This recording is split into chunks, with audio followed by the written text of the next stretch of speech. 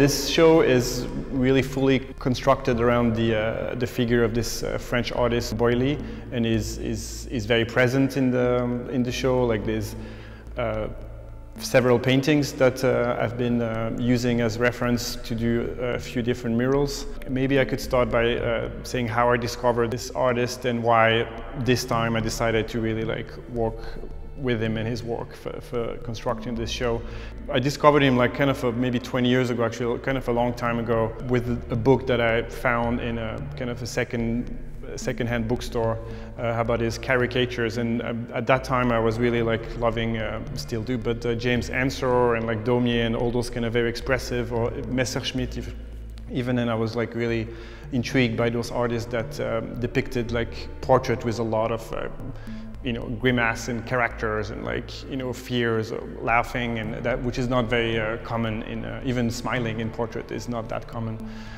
So he was doing like those crazy caricature, and I found it pretty fascinating. But then I kind of forgot about it for a long time, and recently, I guess a year and a half, 2 years ago, I went back to it, and to be honest, I don't exactly know why and how, but I went back to it from a little painting. This is a depiction of faces that have like very strong expression, which is the subject of the mural in the middle room. And from that, I think I get this idea of I really will love to do a murals with that, based on that painting, and basically repeating the motif to do some sort of a pattern and a long kind of murals.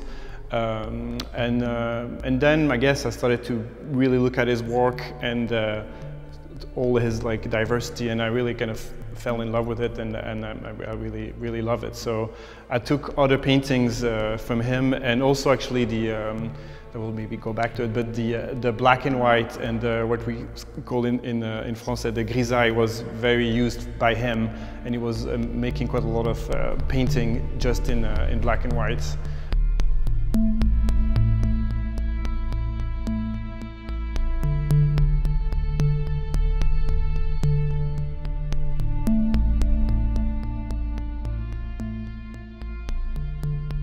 The show is basically half his work, but kind of copied and reproduced by me and my work. And I've been using those kind of different strategies and ideas of collages mixed for quite a while.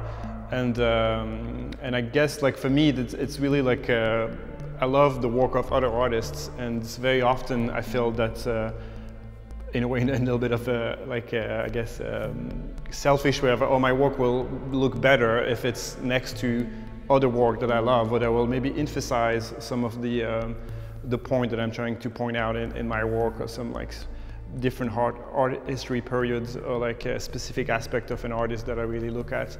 And that also allowed you to scale up or scale down, mostly scale up obviously on the wall, but also edit the painting. Like for example, like in this room on my left, there's the bottom of a big dress that falls down that I kept from one of his paintings.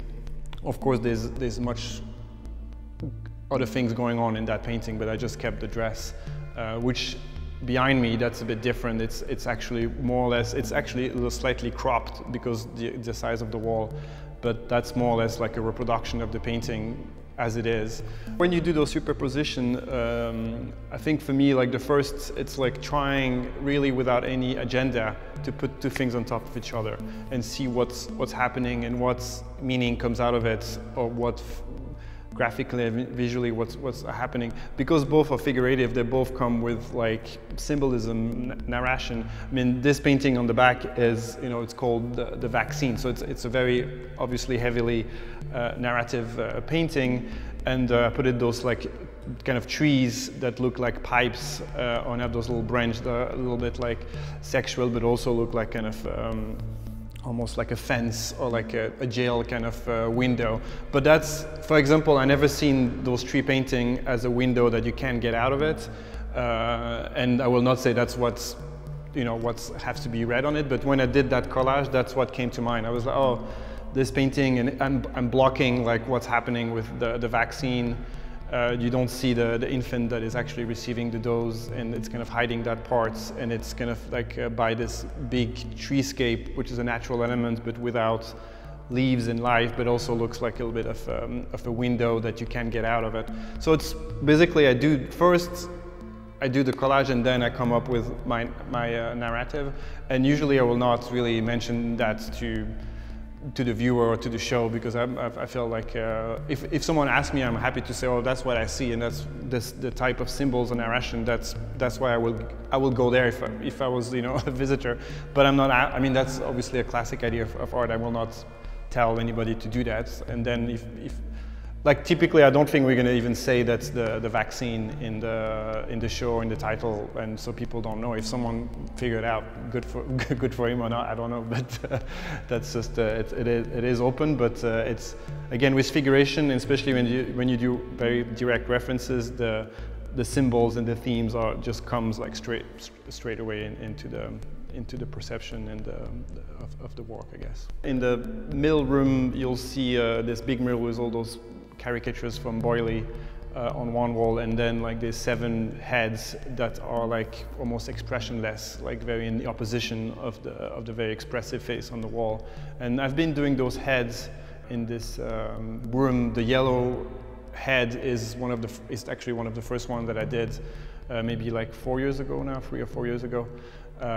For one show, and I kept doing few scale up a little bit or scale very. There's one that is only 10 centimeters high, and one that is almost 3 meters high in the room.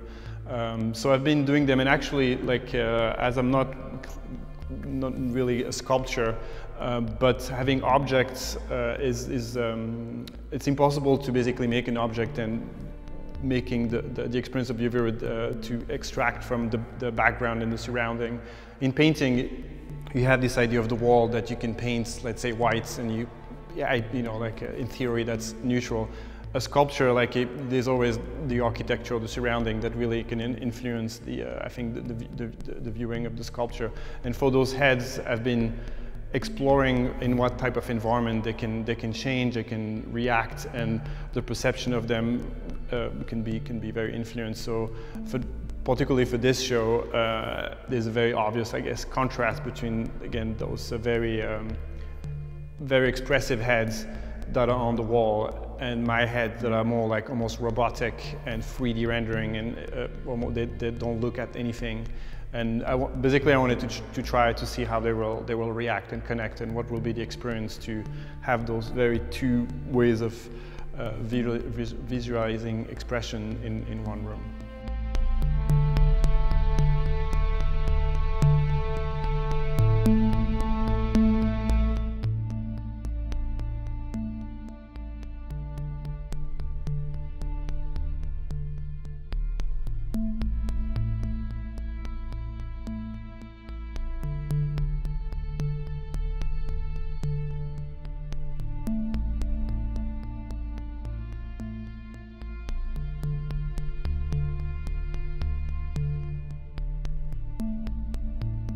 The last room is it's quite dear to me because it's basically about still life, but also about trompe-l'oeil, which is something that I'm very interested in, and I'm kind of always have great pleasure of exploring. And he was really a great trompe-l'oeil artist. It's a still life rooms because all the pastels that are hanging there are like still lifes of pots, fruits, and different elements like that. And on the wall, I basically took out some of Boiley's elements actually out of like 2 paintings that use trompe-l'oeil kind of strategies and painted them on the wall. So there's like this mix, and it's also hanged in some kind of a salon hang where paintings are hanged too high or too low, which maybe also reference to his work was obviously displayed in the salon like a lot, and that was like really kind of the golden age of the salon paintings when he was alive.